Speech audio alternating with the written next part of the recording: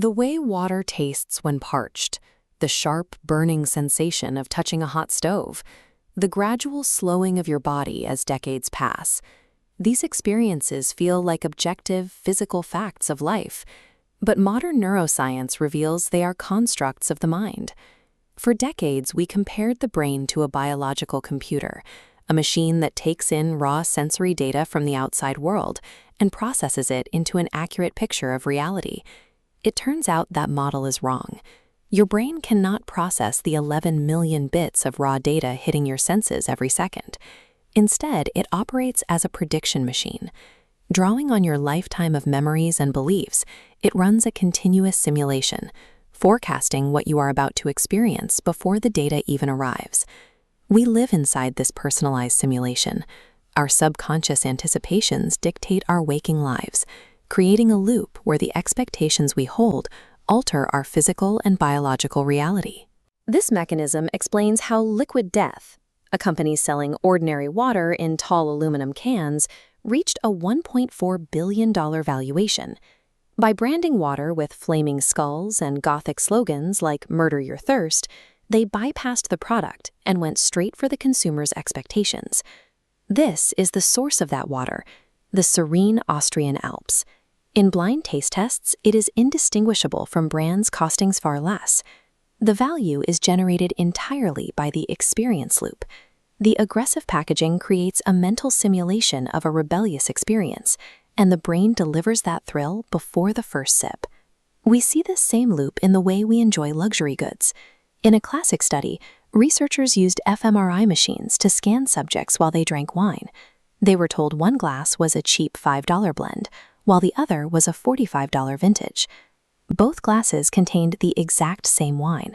But as we can see on these fMRI monitors, the belief that the wine was expensive physically changed how the subjects' brains processed the sensation. When the subjects anticipated a high-end experience, their brain's pleasure centers lit up more strongly.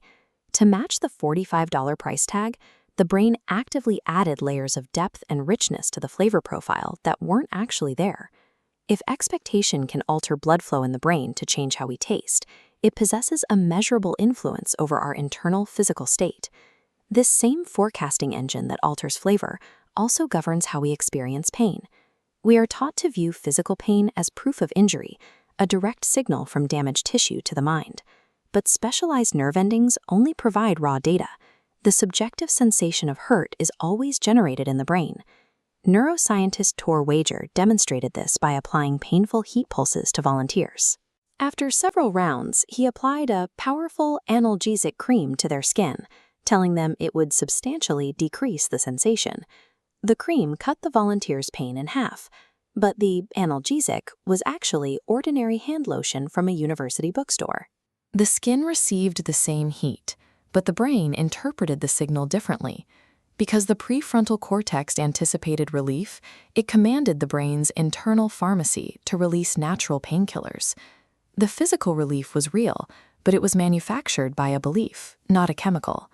This becomes dangerous when the loop reverses. In neuroplastic pain, the brain's overprotective predictions sustain the hurting long after an injury has healed. The fear of future damage becomes the fuel that keeps the pain signals firing. Pain is raw information. Our beliefs dictate whether the prediction engine amplifies that signal into chronic suffering or suppresses it entirely. This explains why we struggle to get motivated. Procrastination is not a failure of character. It is a system for avoiding anticipated discomfort.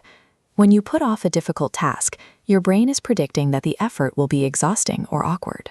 It senses this upcoming mental strain as a biological threat, creating an immediate urge to disengage. Because your brain processes the stress of hard work through the same neural circuits as physical pain, motivation is essentially a form of pain management. Once you recognize that resistance is just a false alarm from your prediction engine, you can change the anticipation and take action. If the prediction engine can rewrite our experience of taste and pain, it can also influence our biological rate of decline. In Singapore, the Team Strong Silvers maintain training routines that most people give up decades earlier, performing feats of core strength that defy typical aging expectations. Their bodies respond to the continued anticipation of capability. Dr. Becca Levy at Yale proved this isn't just about genetics.